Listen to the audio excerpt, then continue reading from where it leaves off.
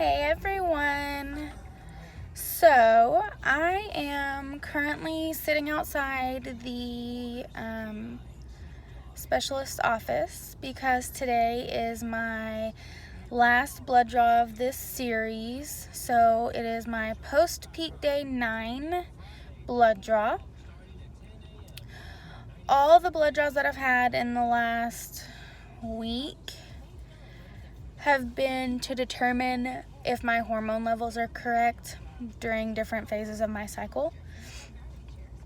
The reason that those have to be checked is because I don't have any problems getting pregnant, but holding a pregnancy has been an issue, as well as in past pregnancies we've noticed low progesterone.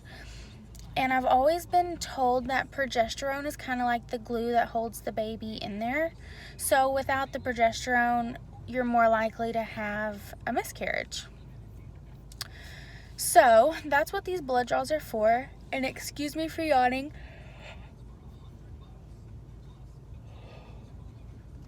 I worked last night, so I've had about an hour to an hour and a half of sleep in the last 24 hours. So I'm exhausted, but that's okay.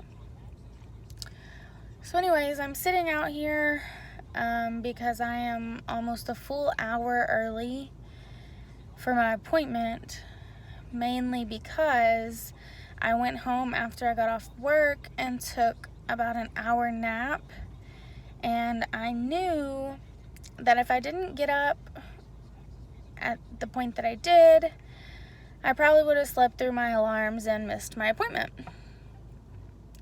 So I just kind of wanted to let y'all know what was going on.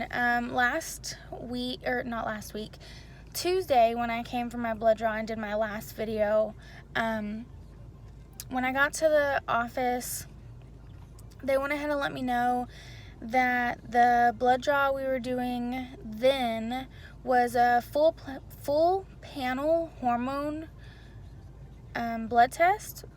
So pretty much instead of just checking my estradiol and my progesterone, they were also checking things like thyroid and LSH, I think. Anyways, a bunch of different hormones to see if anything's out of whack. But today is just a regular one, so I should just be in and out pretty quick. They did go ahead and let me know last time that since my last blood draw was today, I should have the results, or they, I guess, should have the results by Monday. So then they would be calling to let us know kind of what the results were, if they were normal or not normal, so that we can go from there. If they're not normal, then the doctor at that point is probably going to put me on progesterone throughout my cycle. So instead of only taking it when I find out that I'm pregnant, I'll actually be taking it every cycle until I get pregnant, and then through my entire pregnancy, more than likely. However, if these levels are normal, I believe when we discussed it last time, the next step would be a laparoscopy, where the doctor will go see if I have endometriosis, which I'm not 100% sure on exactly what it is, but I'm pretty sure it's like you have a thick uterus lining that has like scar tissue, or I don't really know how to explain it. I'll look it up at some point so that I can explain it better to y'all. But either way, we would be checking for endometriosis as well as checking for PCOS, which is polycystic ovarian syndrome, which is just where your ovaries create a bunch of cysts during the cycle, and that can cause hormone problems as well. So for now, we're gonna get this last blood draw done, and then we will hopefully get our results on Monday, and I can update everyone on where we're gonna go from there. On a side note though, in my last video, I discussed how we have to trust the process that we're in. And it's so funny how things happen when they happen. So I've been super stressed about money lately, mainly because these doctor's appointments aren't cheap. And me and Brian, we are paying fully out of pocket right now for these appointments.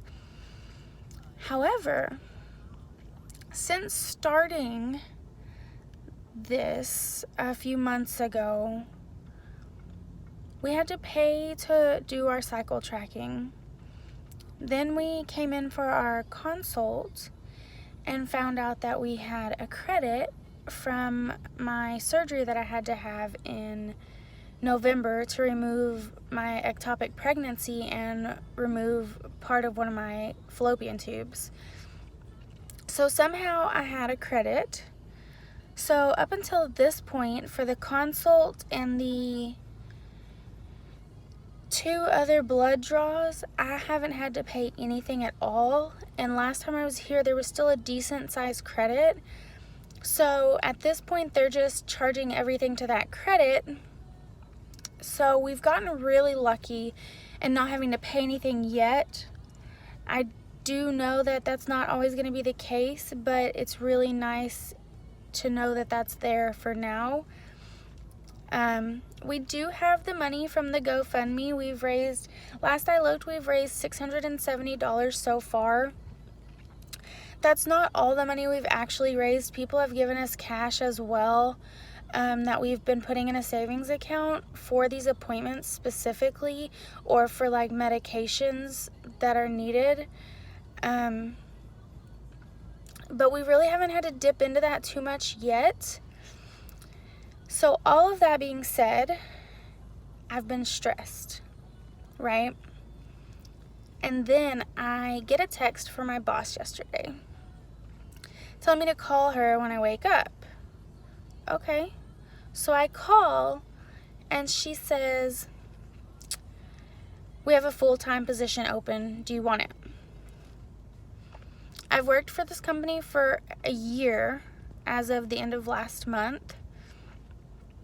And throughout this whole time, I've been PRN. And it's okay. It's not bad. I can usually pick up enough shifts to cover everything we need covered as far as bills go. But I'll start